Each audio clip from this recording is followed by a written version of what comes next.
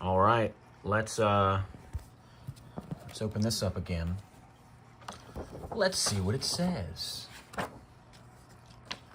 got some, what do you call them? Bookmarks.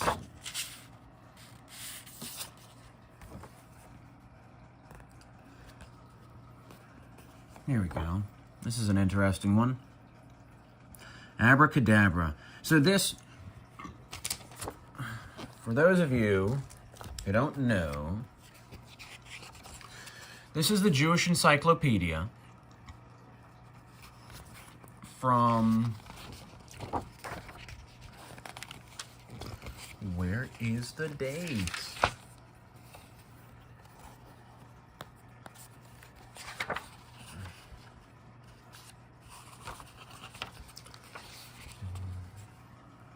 $1912.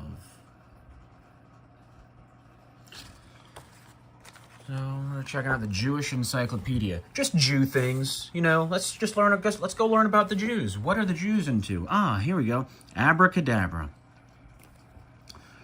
It's a magic word or formula used in incantations, especially against intermittent fever or inflammation. The patient wearing an amulet upon his neck with the following inscription. Do you see? The underlying idea was to force the spirit of the disease gradually to relinquish its hold upon the patient. Now, you got to understand this also. Like, this is using symbolic language. It doesn't seem like it. It sounds like it's just saying mystical nonsense. No. You know what mystical means? Mystical means you don't understand it. Okay, so is mystery real? Yeah, it's true that people don't understand things, but you don't have to be one of them. If you ask questions, you can learn. But it is first mentioned by Serena Simonicus, physician to the Emperor Caracalla, whose work De Medicina Praecepta was admired by the emperors Geta and Alexander Severus. Okay, who are these people that they admire that you wear this upon your neck? Wear it, and you shall force out the spirit of the disease. Baby girl, please. Yeah. He prescribes that the word be written in the form of an inverted cone, the whole word being written out at first, then with one letter less on each line until one letter stands alone. C. King, Gnostics and Their Remains, page 317. The explanation that it is a corruption of Ha-Braca and Dobar hardly deserves consideration. Okay, so we're not even going to consider that. The Jewish Kabbalah probably had nothing to do with it. Yeah, we probably shouldn't consider that either then. But it finds a striking parallel in Pesahim 112a, which is referring to the Talmud, which recommends the same means of gradually reducing the power of disease by an incantation formula which subdues the invoked spirit of the disease. The person who is in danger of becoming a victim of the spirit of shabriri, which is blindness, which in the Hebrew sense, blindness is ignorance, is not understanding. They're told to say, my mother hath told me to beware of shabriri, abriri, riri, rear, re. It is, therefore, probable that the word was originally the name of a demon, which is no longer recognizable. Yeah, therefore that's probable. We're just gonna make assumptions through this whole thing, because it's not really important enough to ask too many questions, because it's sensible to just ask, to just make certain assumptions. Stands to reason, look no further. It has been the subject of the following stanza. All right, let me try to zoom in. Sorry that it's not really focusing well. Thou shalt on paper write the spell divine, abracadabra called in many a line, each under each in even order place, but the last letter in each line efface.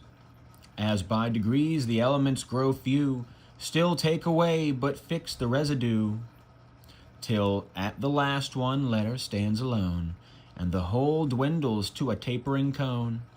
Tie this about the neck with flaxen string, mighty the good 'twill to the patient bring. Its wondrous potency shall guard his head, and drive disease and death far from his bed. So, flaxen string.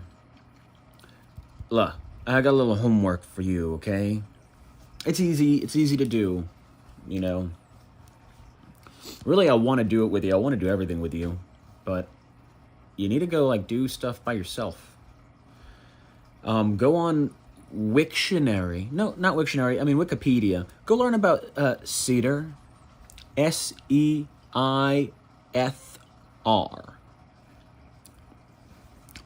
Or D. You could spell S-E-I-D-R. And you're going to find an article about witches. Witches in the context of the Norse traditions. So there were two groups of gods, one called the Aesir and one called the Vanir. And the Vanir, they introduced magic to the Aesir and caused a war, a great war, that nobody won. I guess you could say the Vanir did. Or did they? But the two camps merged. So what does that mean, Julian? It means lying and manipulating people. That's what magic is lying and manipulating. But my point is, and the reason I bring this up is because a cedar and these witches, they are spinstresses. And they've got something called a distaff. And they spin with flaxen string. It's a symbol of lies and manipulation. So learn about that. That is, I mean, it fits hand in hand with Christianity. You know, those who say they are Jews but are not, who do lie, Revelations 2:9 and 3:9. That's the Vanir. There, now you know who the synagogue of Satan is. You need to learn more about the Vanir. Odin is an Aesir. Fry is a Vanir. Odin was driven mad, much on account of his evil witch wife. Odin, his name, by the way, is cognate with the word wooden, wood. Trees are symbols of people. Also, madness. Madness. He is madness. He is wood. The woods are a symbol of madness. Being lost in the dark wood where the witches are, where the thieves and the wolves are.